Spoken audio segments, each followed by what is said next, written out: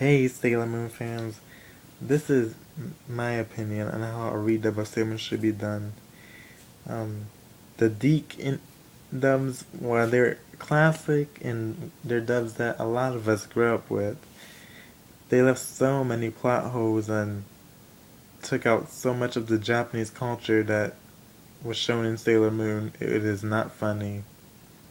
I mean, Sailor Moon is supposed to be a Japanese superheroine, and if it doesn't look like she's in Japan, what sense does that make?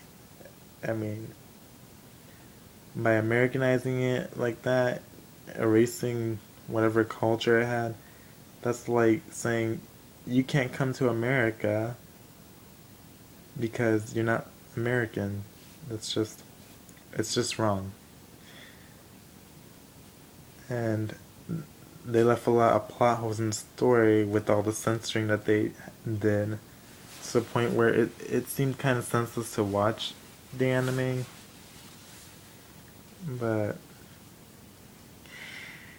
we were introduced to it by then, so nothing we could do about those dubs.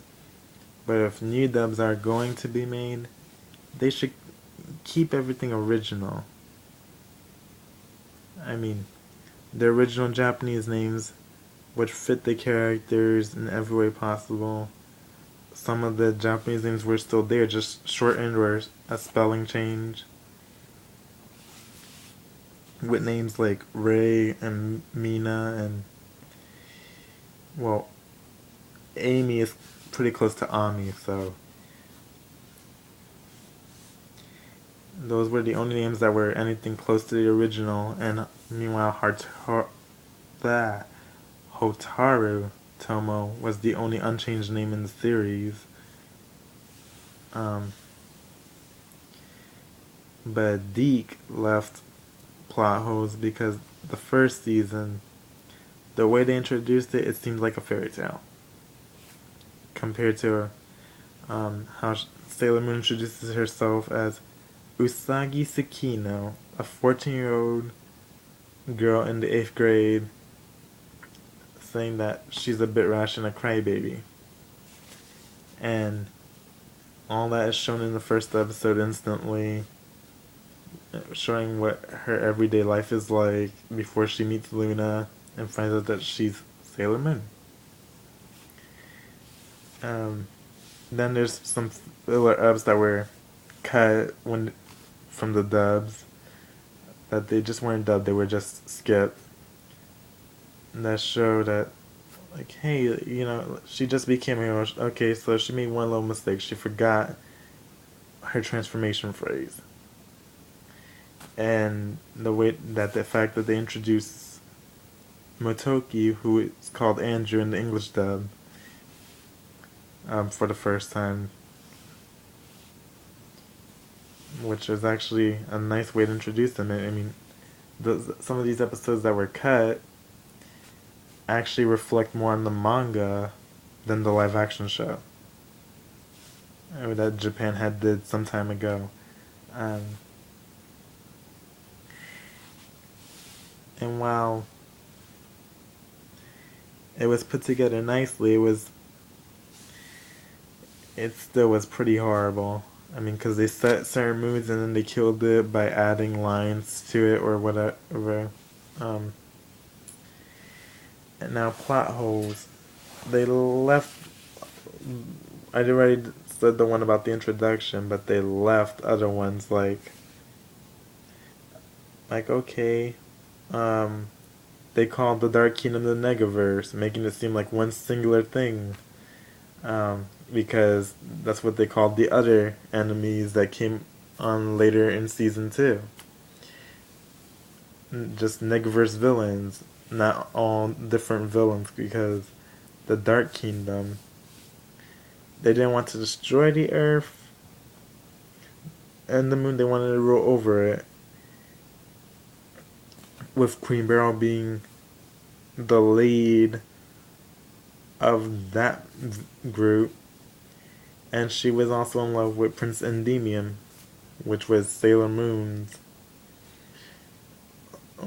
boyfriend. and he loved Sailor Moon, and she was jealous, so and couldn't accept it and killed him in a jealous rage while going on her conquest for power. And at times they underestimated Sailor Moon as the hero by how they edited the show. I mean, they made it seem like she couldn't really fight and she was always getting saved.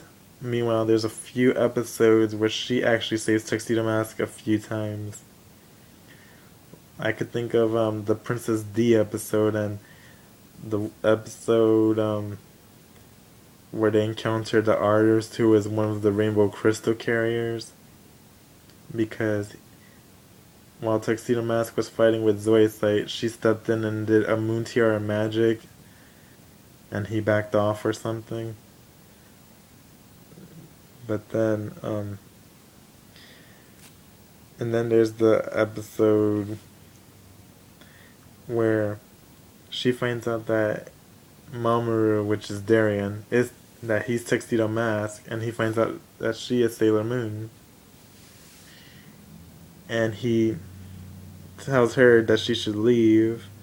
Meanwhile, in the Japanese version, he tells her that she was very brave and she should just sit back and let him fight from there.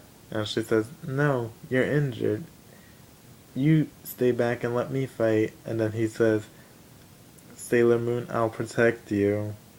And naturally she blushes and says, "Tuxedo Mask," in a romantic tone.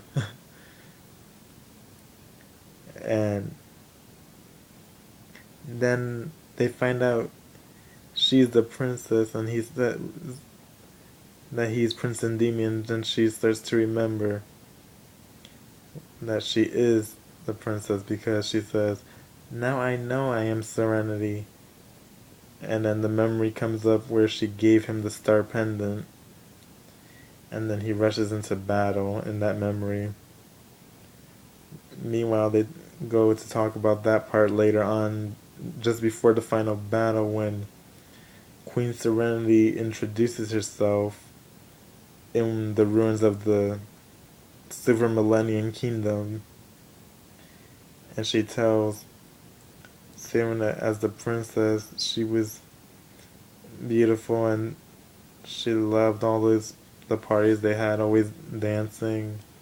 Or not that she was always dancing, but that they would always host nice parties like masquerade balls, and oftentimes Princess Serenity would look up at the earth and then she found love since she had fallen in love with the Prince of Earth, Prince Endymion. And that all explained why Mamoru was having those dreams of the princess and her asking him to bring her the silver crystal. And the filler-ups about the energy, they made it seem senseless, but in the original version, they put it towards a goal. Like, okay, they're using the energy to reawaken Queen Metalia, which was the evil energy force that destroyed the Moon Kingdom. And then there's the final battle, and I'll talk about that in my next video because I am out of time on this one. So part 2 will be up right after this.